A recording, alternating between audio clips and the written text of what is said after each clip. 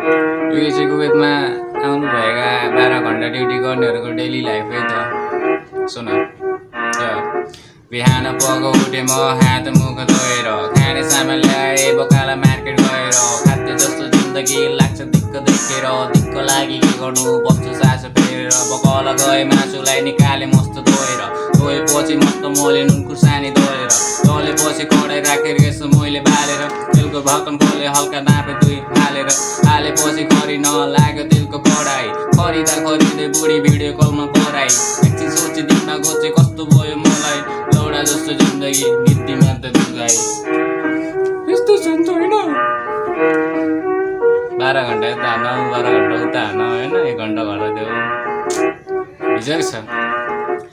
खाना बनाएर निकाले राखे बाहिर थालमा हाले भात अनि अचार हल्का साधेर हालेपछि खाए म त 2 गाँस हालेर अलिकति प्याक गरेर टिफिन भित्र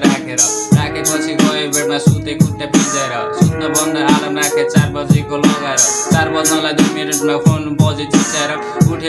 रेस लगाए झरे दौडेर तल पुगे हेरेको त गयो गाडी पछाएर यस्तै रहेछ साथी हेर पर्दो समय आएर आइसक्यो अब गएर